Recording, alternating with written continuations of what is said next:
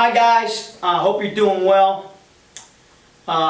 Just so encouraged and excited as you continue to look into all these new lessons and continuing to walk this out with us. Today is our 13th lesson of this series, and we titled it Time to Prioritize. The most precious thing we have on this earth is time. We can't allow time to just slip away in our lives. It's so important that we treat it with the respect that it deserves. Yes, I said the respect it deserves because I believe everybody takes time for granted. I have watched countless amount of men let time slip through their fingers. I've heard it all. I got to work more so I can make more. I got to make this money now. I can. Time is too short. And I always say, yeah, time is too short. And I can identify with that because there was a time in my life, that, I worked 15, 16 hours a day. And my focus was money, money, money, money. How much can I make for as long as I can make it? But if we don't stop to prioritize and take a look at what's most important to our lives and, start to create schedules, we're going to miss more than we can ever imagine. If you're following along on the notes, if you want to find them, they're in the description below.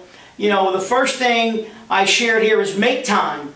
That means to start to shift, things around in your life, so that you can get to the things that mean the most to you, to the Lord, to your family.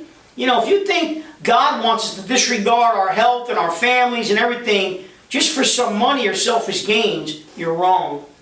The scriptures do not show us that anywhere. It's actually the opposite. There's many examples, Old and New Testament, of how people don't take time to do the right things. So if you're focused on money, just be very careful, because that wherever your treasure is, that's where your heart is. And if your treasure's into making money and letting things around you just deteriorate, and if you lack in other areas, be careful, because pretty soon it'll all come crumbling down. We need to make time for even ministries in the church. I know so many men that have been blessed by the Lord in their lives, and they're not even involved in ministry. Never mind taking care of their family, because all they care about is making that dollar bill. Our second point is take time. If you have to stop doing something in order to take time from one area and to apply it to an area of priority, then do it. We have to step away sometime from maybe a business opportunity or some other obligation that you have that takes away from what's more important. Even spending time with God in the morning, waking up and starting your day in prayer and reading a Bible or a devotion.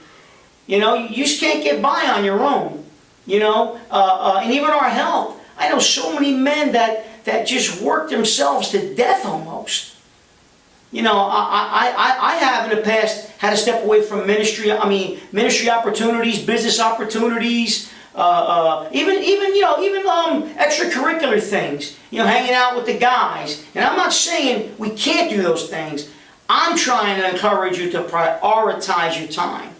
And once you start to do what's important, you'll realize maybe there's some things that you just don't need to do anymore. I love sports, but I used to watch sports all day, every day, for many, many, many years of my life. And I had to cut it out. Now I just put on the news, check out what happened, and once in a while I'll spend some time in it. And listen, I know the reason why it's hard to step away from, maybe making more money and doing some other things, because it's what we want to do. We feel like we need these things. But I promise you, when you start taking a look at it and prioritizing, you will see how they don't even need to be in your life, maybe. The last point is lose time. This is what will happen if you don't take a good look at your life and schedule and prioritize. We cannot buy time. We can't get it back. We can't create more. We can't borrow some from somebody else. So I pray that you will take some time, men, to prioritize and organize. Nowadays most phones have calendars on it and schedules. I'm a little old school, but I've learned over the last couple of years to use my phone for scheduling. And I learned when to say yes and when to say no. Here's the bottom line. We'll all give an account for what we do with our time. Romans 4:12 says, yes, each of us will give a personal account to God. And here's a little quote to encourage you. This is from Stuart Stanford. The quickest way to run out of time is to think you have enough of it. So stay encouraged, and we'll speak to you soon.